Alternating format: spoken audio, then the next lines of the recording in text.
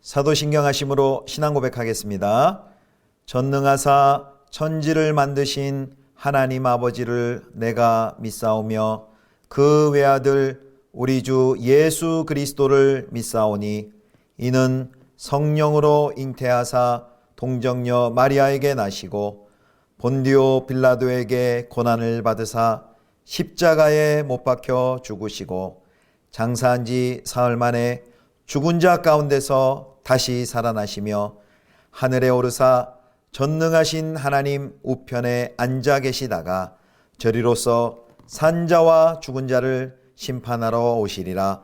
성령을 믿사오며 거룩한 공회와 성도가 서로 교통하는 것과 죄를 사하여 주시는 것과 몸이 다시 사는 것과 영원히 사는 것을 믿사옵나이다. 아멘.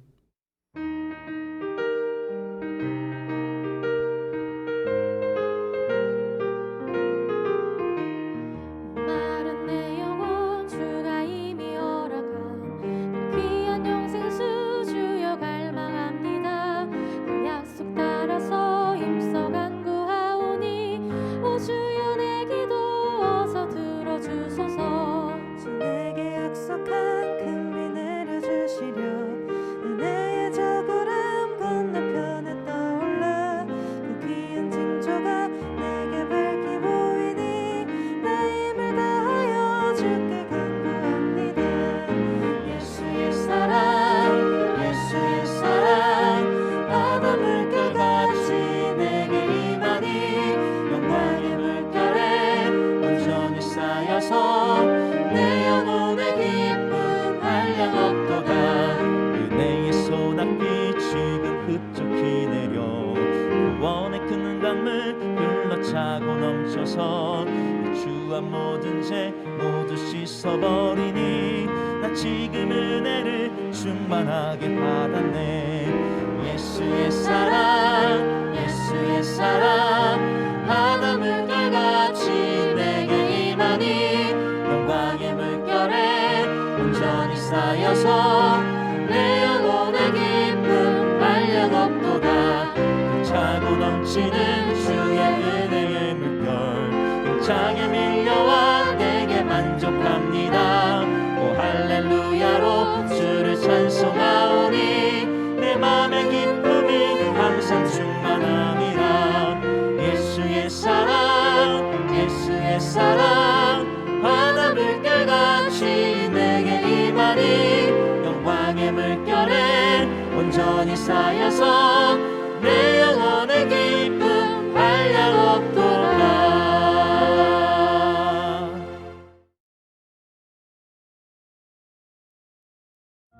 너희가 전에는 어둠이더니 이제는 주 안에서 빛이라.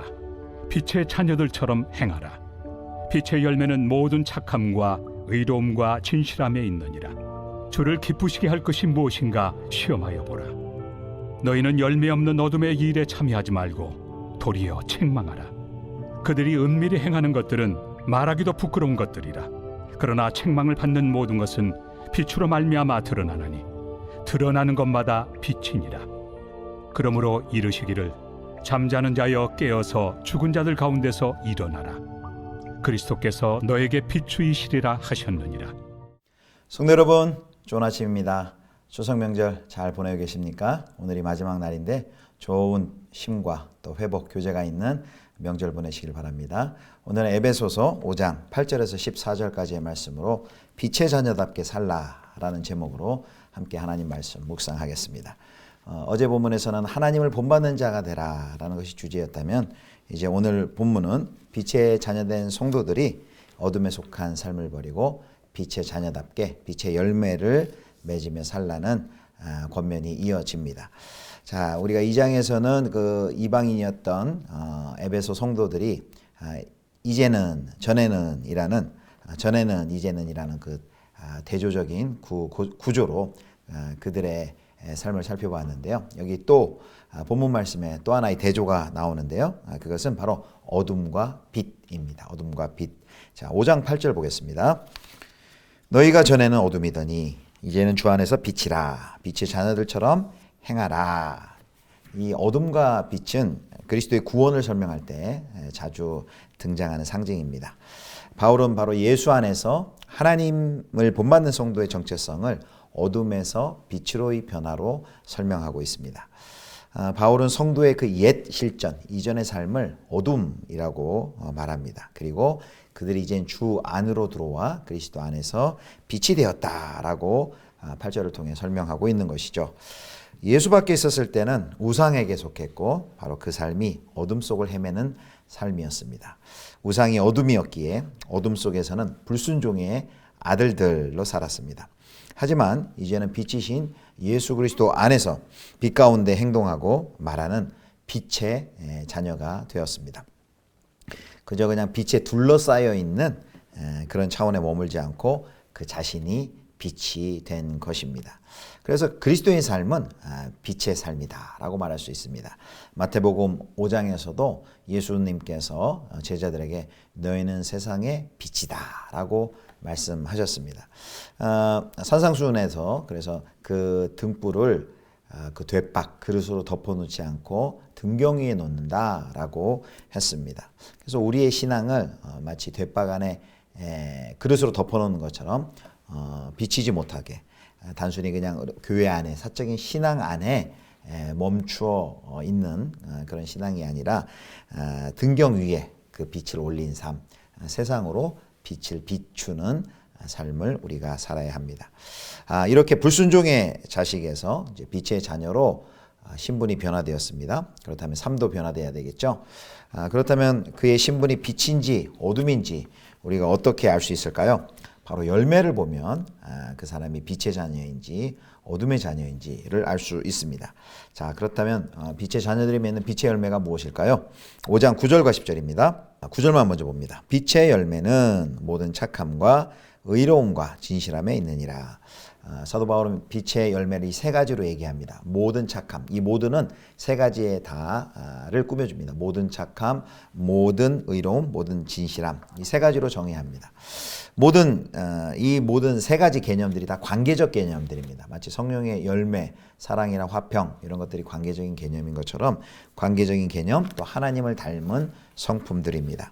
모든이 다 셋을 수식한다고 했죠. 모든 착함, 모든 의로움, 모든 진실함. 그래서 모든 착함은 어질고 관대한 삶을 의미하고요. 모든 의로움은 올곧은 삶, 옳은 삶을 말하고 그리고 모든 진실함은 거짓 없고 진실한 말과 행실을 드러내는 것입니다. 자, 사도 바울은 그래서 진정 어떠한 삶이 주님께 기쁨이 되는지 시험해 보라라고 말합니다. 10절 말씀. 주를 기쁘시게 할 것이 무엇인가 시험하여 보라. 주님이 기뻐하는 것이 무엇인지, 무엇이 정말 주님을 기뻐하는 것인지 시험하라. 분별할 책임이 우리에게 있다는 말씀입니다. 여기 이제 시험하여 보라라는 것은 이제 헬라어 문법으로는 이제 분사고 요 분사와 연결된 동사가 바로 행하라입니다. 앞에 우리가 살펴봤죠. 행하라. 너희가 전에는 어둠이더니 이제는 주 안에서 빛이라. 빛의 자녀들처럼 행하라. 그래서 이 행하라와 연결해서 바로 이 시험하여 보라를 해석을 해야 합니다. 이 둘을 연결지어서 해석하면 이렇게 해석이 되죠.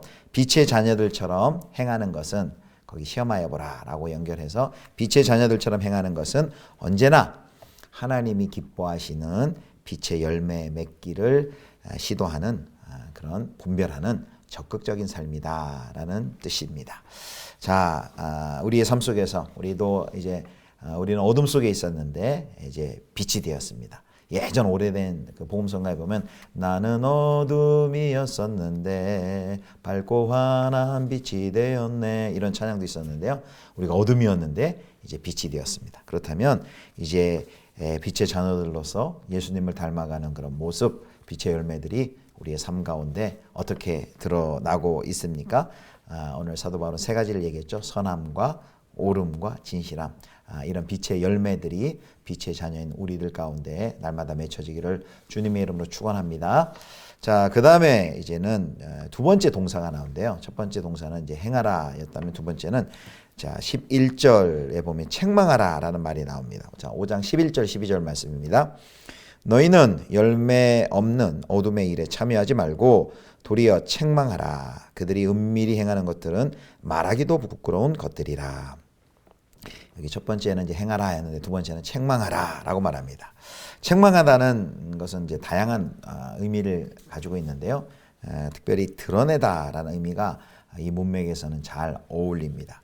에베소 교회 성도들 중에서는 이제 그리스도인이 된 후에도 어둠 속에서 어둠에 속한 일과 절연하지 않고 은밀하게 그 어둠의 일을 행하고 있는 사람들이 성도들 중에 있었던 것 같습니다. 그리고 자기 자신뿐만 아니라 다른 지체들을 속여서 동참을 유도하는 그런 상황이었다는 거죠. 바로 그때 사도 바울은 권면합니다. 책망하라. 바울은 그들의 그 어둠 속에서 행하는 그 잘못된 실상들을 책망하라. 즉 드러내라. 빛 가운데 드러나라. 드러내라. 그대로 두지 말고 적극적으로 드러내야 함을 말합니다. 그렇게 드러내는 것은 말할 나위 없이 이제 책망하기 위함이겠죠.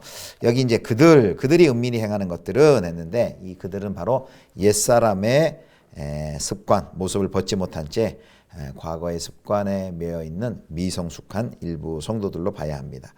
어둠의 일에 참여하면서 신앙 공동체에 몸담고 있는 일부 성도들은 자신의 그 연약한 삶을 정당화하려고 애썼을 것입니다.